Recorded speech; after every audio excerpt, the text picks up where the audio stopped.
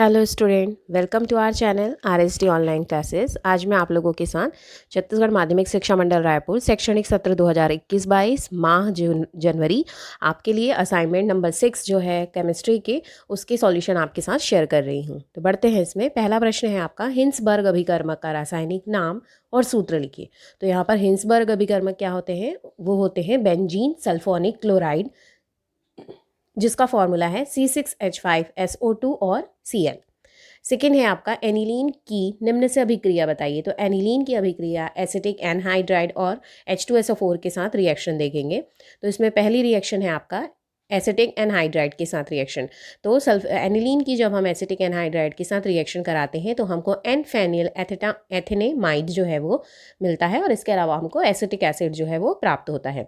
Concentrated sulphuric acid के साथ reaction पर एनिलीन जो है फर्स्ट स्टेप में एनिलीनियम हाइड्रोजन सल्फेट, जो कि एक इंटरमीडिएट होता है, जिसे हम कहेंगे माध्यमिक उत्पाद, उसका निर्माण करता है।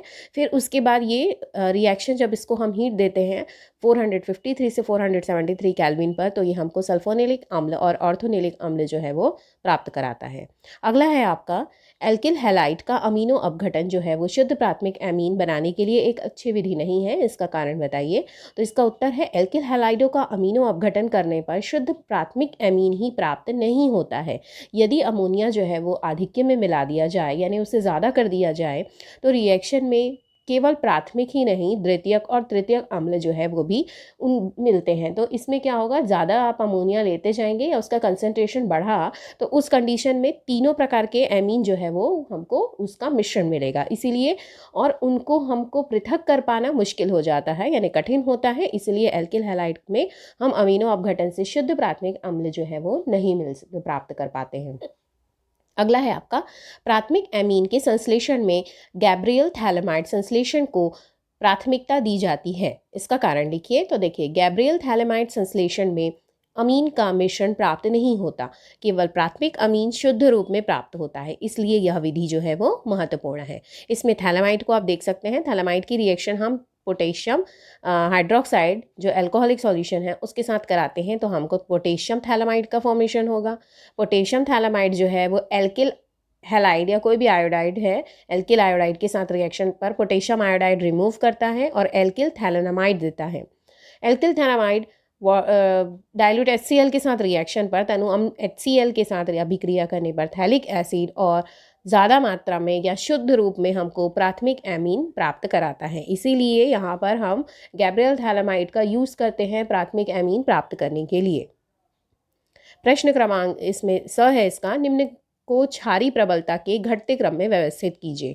आपका प्रश्न इसमें दिया हुआ था, एमीन है प्राथमिक द्वितीयक तृतीयक एमीन जो है उनकी क्षारीयता का घटता हुआ क्रम क्या है। तो उसमें आप इसका रीज़न क्या हो सकता है कि जलीय विलयन में किसी एमीनों की क्षारीय प्रबलता प्रेरणिक प्रभाव, विलायक योजन तथा त्रिव्य विन्यासी बाधा के पारस्परिक प्रभाव पर निर्भर करती है।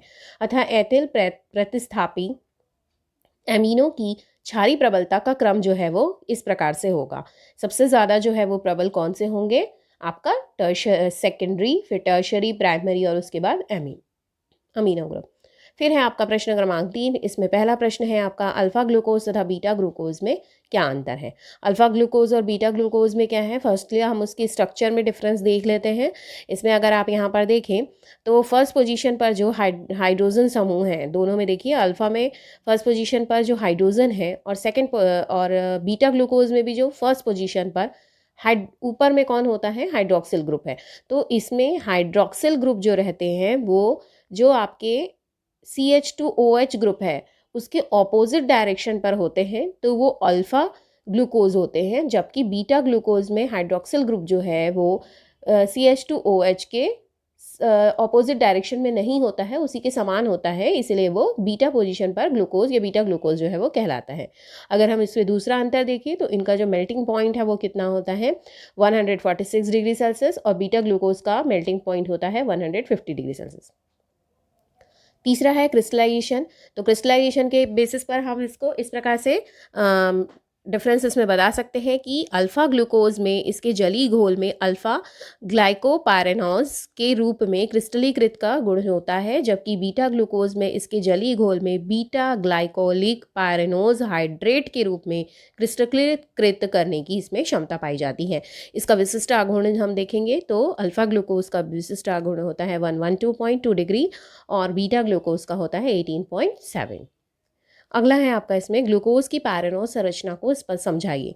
तो एमिलीन ऑक्साइड वलय या फिर ऑक्सीजन युक्त षट सदस्यी यानी कि 6 सदस्यीय वलय को पायरेनोज वलय भी कहते हैं। ग्लूकोज में भी 6 सदस्यीय ऑक्साइड वलय को पायरेनोज वलय बोला जाता है या कहा जाता है। ग्लूकोज में भी 6 सदस्यीय ऑक्साइड वलय जो है होती है, इसलिए हावर्थ ने अल्फा और बीटा ग्लूकोज के लिए निम्नलिखित पायरेनोज प्रक्षेप सूत्र जो है वो प्रदर्शित किया।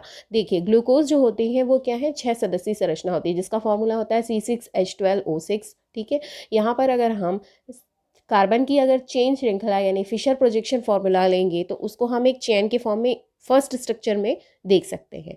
लेकिन पायरेनोज स्ट्रक्चर क्या होता है, जिसे हावर्थ ने बताया था कि उसे एक साइक्लिक रूप में, जिसमें ऑक्सीजन जो है उनके बीच में क्या करेगा, एक ऑक्साइड वलय का निर्माण करता है और एक 6 सदस्यीय क्या बना सकते हैं, वो एक रिंग का निर्माण कर सकते हैं। तो उसमें हमको वो जो स्ट्रक्चर मिलेगा वो पायरेनोज स्ट्रक्चर होता है। तो इसमें अल्फा ग्लूकोज और बीटा ग्लूकोज दोनों के स्ट्रक्चर दिए हुए हैं। तो यदि आप इस स्ट्रक्चर को देखेंगे तो फर्स्ट स्ट्रक्चर आपको alpha plus alpha D glucose जो है उसका मिल रहा है, जो कि फिशर प्रोजेक्शन है, और सेकंड जो है वो आपका हावर्थ प्रक्षेप प्रोजेक्शन है या सूत्र है, जिसको हम क्या बोलेंगे, पायरेनोज स्ट्रक्चर।